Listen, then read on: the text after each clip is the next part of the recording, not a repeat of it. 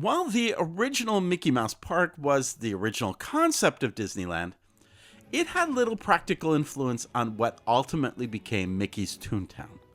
But there were three other major influences that made this land the first new land added to Disneyland since Bear Country, which then became Critter Country back at this point in time when Toontown showed up. The first of these influences is what's known as Camp Snoopy. Since the days of Walt Disney, ideas had been borrowed from Knott's Berry Farm, their local neighbor, amusement theme park neighbor. Ideas from fried chicken that would be served at Plaza Inn to ultimately the development of a Splash Mountain flume ride based on Knott's Timber Mountain log ride. Disneyland had always had Mickey Mouse, but there was never a well-known character that defined their closest competitor, Knott's Berry Farm. That all changed when the park introduced the Peanuts characters created by Charles M. Schulz. An ice skating show utilized the characters. That came about because during negotiations with Schulz, he had to break away one day to see his daughter in an ice skating show. Ron Mitziker of Knott's went with Schulz to go see the show and noted that they already had an ice skating show rink at Knott's Berry Farm. Wouldn't it be great if we did an ice show with Snoopy? Schulz agreed if his daughter could come out and play Snoopy. Thus, a deal with the Peanuts characters was made with this park.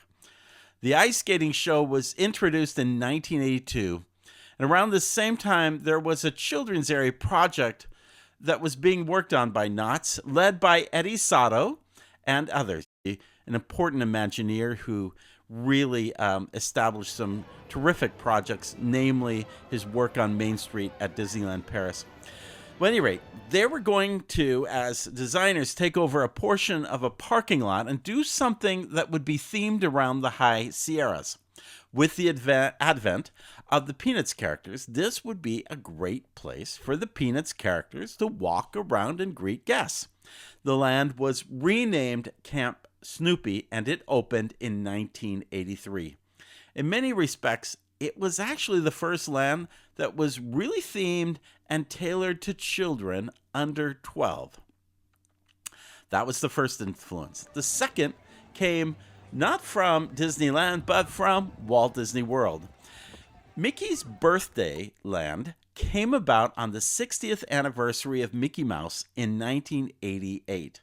Not only did it tie into the company's corporate symbol, but it also gave a fresh new corner to the Magic Kingdom, a park that had not had anything major in the previous few years. It was built on a modest budget of $12 million. I say modest because Splash Mountain at that same time being built cost nearly 10 times that amount.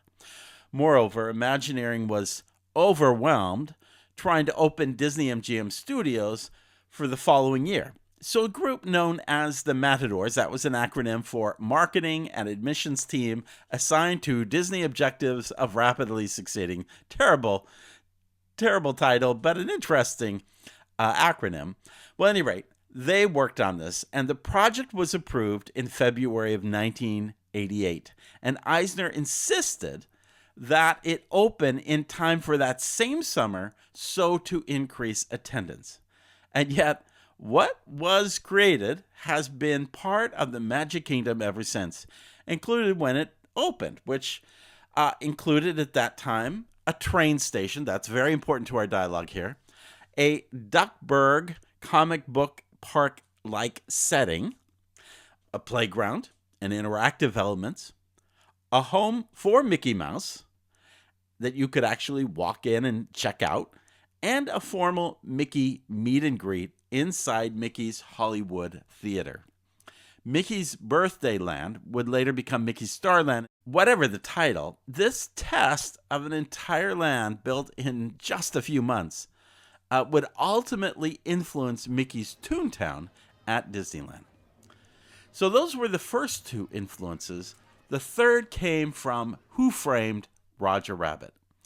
If Camp Snoopy offered a possibility for what a children's area could offer, And if Mickey's Birthday Land was kind of the testing ground for such an experience at Disney, there was a third influence that would not only dictate the look and feel of this new land, but would make it more of an entire family style experience and not just simply a kiddie style corner in the park.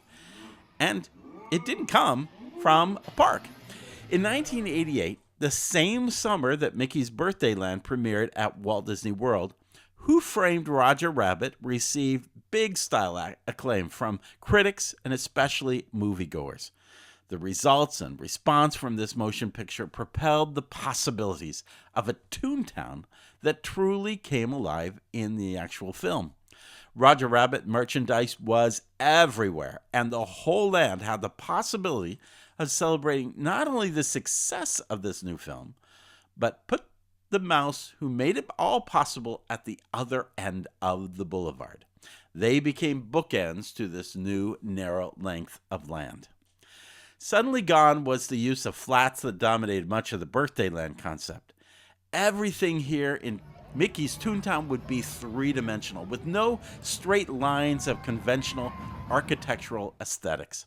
It would simply look like a cartoon that came to life. The land would hold several sections: downtown Toontown, Toontown Square, Mickey's neighborhood, and then a Toon Park, which is now called Centennial Park. Toon Hills would line up all along the back of it, and a trolley would be the thread that connected it. That basic design holds up today, although the trolley's long gone.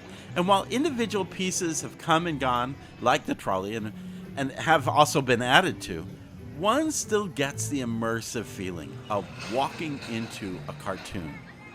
The concept of Mickey's Toontown emerged at Disneyland as part of a big Disney Decade announcement for the 1990s, and was to open in time for Mickey's 65th birthday. In the end, it was one of the few announced attractions for the Disney Decade that ultimately made its way into the Disneyland park. By the way, those Disney Decade announcements were to add a Baby Herman's Runaway Baby Buggy Ride and a Toontown Trolley simulator-like attraction. But none of them were intended for Mickey's Toontown, but rather off of Main Street. Still, doesn't matter. None of those ideas ultimately were realized.